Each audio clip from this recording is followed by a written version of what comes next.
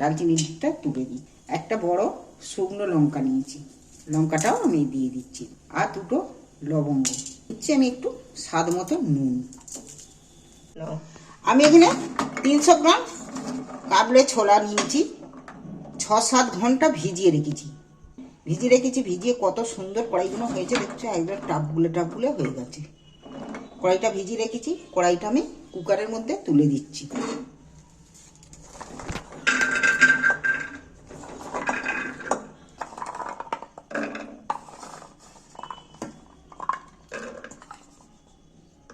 মাঝারি সাইজে দুটো আলুকে একটু ডুমো করে বড় বড় করে সাইজ করে কেটে নিয়েছি, কুকারের মধ্যে তুলে দিচ্ছি কড়াইয়ের সাথে একই সাথে। এখানে স্বাদ মতো দুটো কাঁচা লঙ্কাকে কেটে দিয়েছি একটু ঝাল হওয়ার জন্য। কালার হওয়ার জন্য 1/2 চামচ হলুদ দিচ্ছি, স্বাদ মতো 1 চামচ নুনও দিয়ে দিচ্ছি এর মধ্যে। এবার আমি পরিমাণ মতো সেদ্ধ হবে জল দিয়ে দিচ্ছি, একটু নেড়ে দিয়ে, নাহলে নুনটা যেখানে পড়ে থাকবে সেখানে নুনটাকেও নেড়ে দিন। এবার আমি গ্যাসটা জ্বেলে দিচ্ছি, দিয়ে গ্যাসের মধ্যে কুকার বসিয়ে দিলাম। কুকারটা এঁটে দিচ্ছি, 4টে কি 5টা সিটি দেব। যদি না হয়ে থাকে তাহলেও ফের আবার একটা দিয়ে নেবো। তো প্রথমেই আমি 4-5টা সিটি দেবো, দিয়ে দেখি কতদূর হয়। প্রথমেই আমি একটা নিয়েছি শুকনো লঙ্কা, 3টে এলাচ, একটা ডালচিনির টুকরো, দুটো লবঙ্গ নিচ্ছি, 1 চামচ ধনে নিচ্ছি, 1 চামচ জিরে। এগুলো আমি একটু শুকনো খোলায় ভেজে নেব। জেলে দিয়ে আমি কড়া বসিয়েছি। প্রথমে আমি ধনেগুলো ভেজে নিচ্ছি। যাতে ধনেটা আমি নেড়ে চেড়ে ভেজে নিচ্ছি, তবে ধনেটা লাল করে ভাজবো না, এর গন্ধ উঠে গেলেই জানবে হয়ে গেছে ভাজা। ধনেটা সেঁক ছেড়ে দিয়েছে, এবার আমি ঢেলে নিচ্ছি। ধনেটা একটা থালার মধ্যে ঢেলে নিচ্ছি। ধনেটা ভাজলে কিন্তু খুব দারুণ একটা সেন্ট উঠে। এবার আমি জিরে গুঁড়ো দিয়ে দিচ্ছি কড়ার মধ্যে।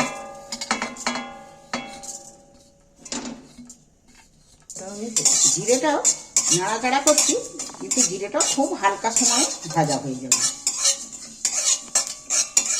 জিরেটারও সেন্ট উঠে গেছে, জিরেটাও আমি নামিয়ে নিচ্ছি। একই সাথে আমি কিন্তু রাখছি। এবার 3টে এলাচ নিয়েছি, যে এলাচের দানা, এলাচগুলো দিয়ে দিচ্ছি। এলাচটাও একটু আলাদা করে ভেজে নিচ্ছি। এটা আমি আলাদা আলাদা ভাজছি। এইটা যে যেমন জিনিস সে সেরকম আঁচ সহ্য ক্ষমতা করবে, নাহলে ধনেটা হতে যে জিরেটা পুড়ে যাবে, আবার জিরেটা হতে যে ধনেটা পুড়ে যাবে, এই রকম হবে না। ওই জন্য আমি আলাদা আলাদা করে নিচ্ছি। দেখো ও হয়ে গেছে লাল লাল হয়ে, ও তুলে নিচ্ছি। এবারে নিয়েছি আমি এখানে একটা ডালচিনিটা তুলে দিই। একটা বড় শুকনো লঙ্কা নিয়েছি, লঙ্কাটাও আমি দিয়ে দিচ্ছি, আর দুটো লবঙ্গ দিচ্ছি। আমি একটু স্বাদ মতো নুন। এবার আমি এইটাকে ভালো করে ভেজে নেবো। তোমরা ভাববে যে একই সাথে মশলাটা কেন ভেজে নিলুম না, কিন্তু একই সাথে ভাজলুম নি, সেটাও আলাদা। এইটা যে নুন দিয়ে ভাজছি, নুনটা এইটা কিন্তু এইগুলোকে ভালো ভাজা হবে বলে আমি সবটাই এর সাথে ঢেলে নিচ্ছি। ভাজা হয়ে গেছে, নুন শুদ্ধ ঢেলে নিচ্ছি। এটা একটু ঠান্ডা হলে আমি মিক্সারের জারে আমি নিচ্ছি। তোমরা পারলে শিলে, যদি শিল থাকে শিলেতেও করে নিতে পারো।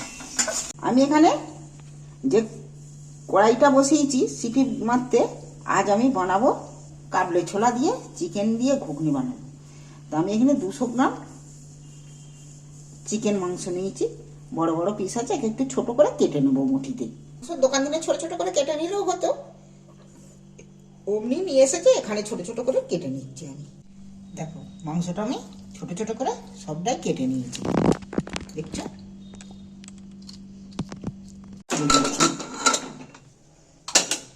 কড়াইটা তো ভিজিয়ে রেখেছিলাম, আলু তো সেদ্ধ হবেই,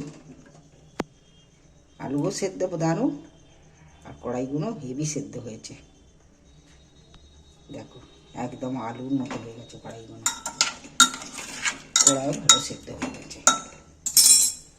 বসিয়ে দিয়েছি, দুটো তেজপাতা দিচ্ছি, গোটা পাতায় গোটা জিরে দিয়ে দিচ্ছি,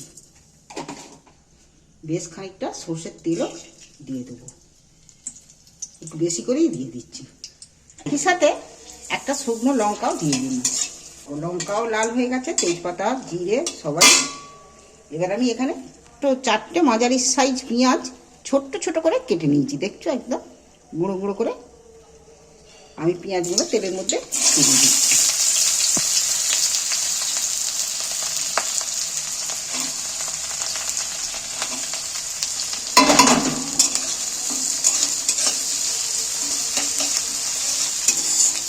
পেঁয়াজটা তাড়াতাড়ি হবে বলে আমি একটু সামান্য নুন দিয়ে দিচ্ছি।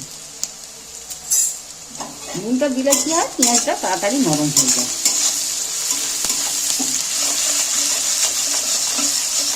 লাল হয়ে গেছে, তবে এইবার আমি মাংসটা পেঁয়াজটার উপরে তুলে দিচ্ছি।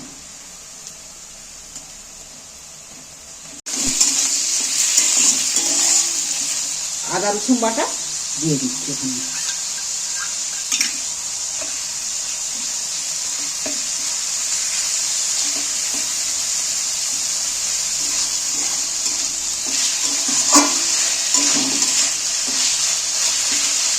আমি এখানে 1 চামচ হলুদ দিচ্ছি, 1 চামচ কাশ্মীরি লাল লঙ্কা দিচ্ছি, 1/2 চামচ ঝাল লঙ্কা দিচ্ছি, স্বাদ মতো নুন দিচ্ছি।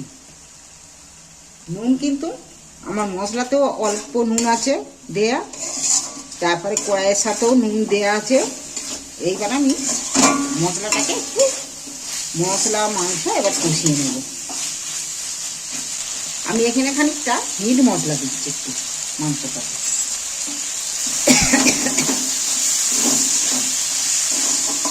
জল দিচ্ছি সামান্য, তোলায় বসে যায়।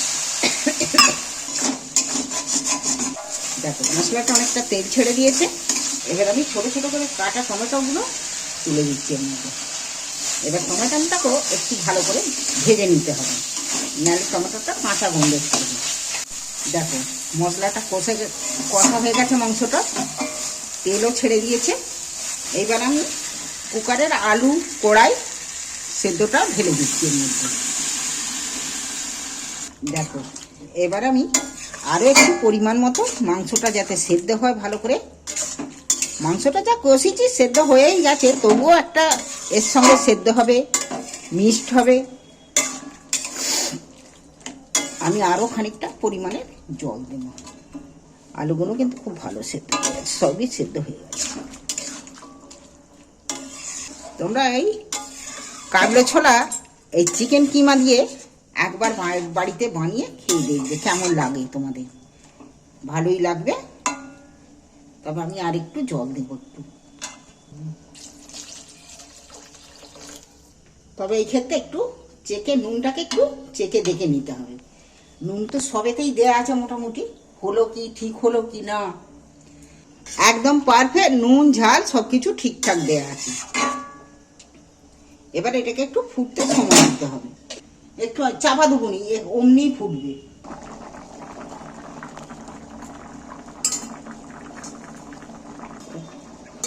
ভাজা মশলাগুলো একসাথে গুঁড়িয়ে নিয়েছি, দেখো কত সুন্দর মিহি হয়েছে মশলাটা। দেখো একদম মিক্সারে গুঁড়িয়ে নিয়েছি। এইবার আমি এর মধ্যে তুলে দিচ্ছি।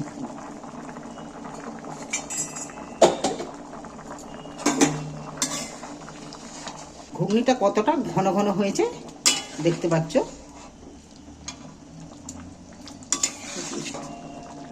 এইবার আমার কিন্তু হয়ে এসছে রেসিপিটা, ঘুগনি আমার রেডি। কাবলে ছোলা আর চিকেন কিমা দিয়ে ঘুগনি কিন্তু আমার রেডি। এইবার আমি এখানে দিচ্ছি কেশরি মেথি নিয়েছি গোটা কতে, এটা আমি একটু গুঁড়িয়ে ওর মধ্যে দিয়ে দিচ্ছি।